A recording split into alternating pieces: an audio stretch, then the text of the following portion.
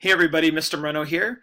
I just wanted to go over a short little video explaining some misconceptions I noticed today in class, as well as reviewing some other concepts that related to volume that I think might be helpful. The first example I want to go over is the difference between radius and diameter. Now I know this is a concept that was learned last year in 7th grade, but it still can be a bit of a challenge to some of us, especially if we haven't seen it in a while.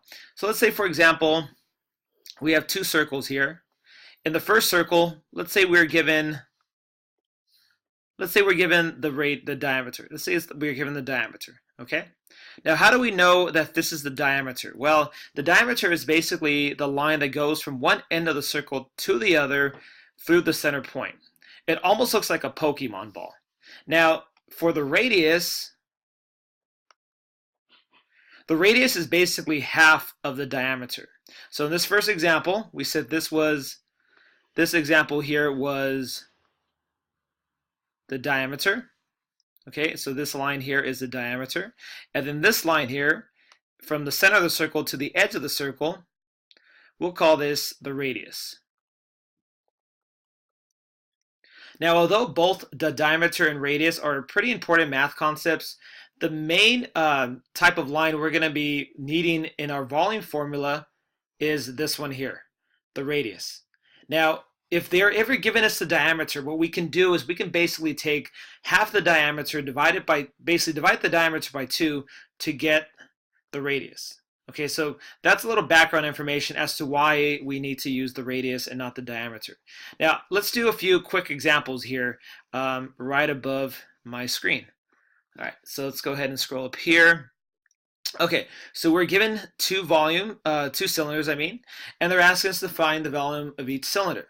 Now, whether you're finding the volume given diameter or given radius, the formula still applies for both. It's still the same for both. So volume equals pi times radius squared times height. Now, the only difference between the volume of a cylinder and the area of a circle is that we need to multiply the radius and pi by height. So let's do this first example. Now, remember what's given here. Is this called the radius or is this called the diameter? Think about it for a second. Well, hopefully you said radius, because if you did, you're right. So let's go ahead and say, in this example, the radius is 6 feet. Okay, so, oops, not squared. 6 feet. Okay, so we'll say that's 6 feet. Now, anytime you're given a problem like this, and they're asking to find the volume of anything, could be a cylinder, could be a cone, could be a sphere, you always want to rewrite the formula. And the reason why we want to do that is because on the SBAC test, you are not going to be given any formula charts. You need to have these formulas memorized.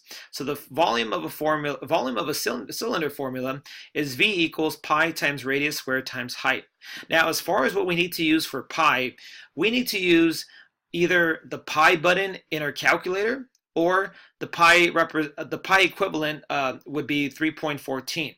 Now, as we said in class earlier, if you use 3.14, your answer is going to be slightly different than some of your other classmates' answers. The reason being is because pi is simply an estimate of that mathematical symbol, which is 3.14. Basically, it's an irrational number, goes on forever. So we're going to use pi 3.14 for pi for now, okay? We then have to square the radius by multiplying the radius times itself. In this case, our radius is 6, and then we multiply by our height. Now we don't have any height, so let's go ahead and assign a height value. Let's say height of this cylinder is, let's say, 10 feet. 10 feet. All right, so once we have our formula here, we go ahead and substitute all the values that we know and leave out the values that we don't know. So volume, V equals pi, we'll say, is 3.14. The radius is 6 feet squared, and our height is 10 feet. Now, for now, I'm going to leave out the units of measurement because I just want to work with the numbers at this point. Once I multiply all of these numbers together, then I can put my units of measurement at the end. The next thing we want to do is begin to multiply all of these numbers in our calculator. Now, as a suggestion, I would multiply 6 times itself first before you multiply times 3.14 or times 10. So 6 times 6 is 36. 36 times 3.14 times 10 will give us some value. So I'm going to go ahead and do this in my calculator at home.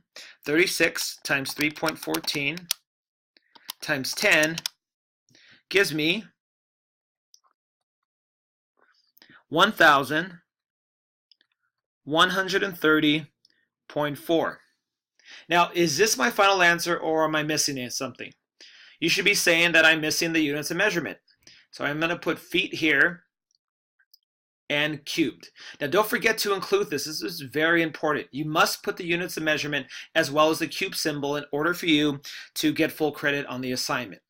Now, the last example we have here is a cylinder, and they're asking us to find the volume. But there's a big difference between this problem here that we just did and this one right here. What do you think the difference is? If you said that we're given diameter here as opposed to radius, then you're correct. So here they're giving us the diameter. We don't want the diameter when we're solving for the volume of a cylinder. We want radius. Now, it's a very simple fix, guys. All you need to do, let's say, for example, let's say the diameter here is 18 feet, and let's say the height is, let's say, 20 feet. Okay? All you need to do is basically divide the diameter by 2 in order to get your radius.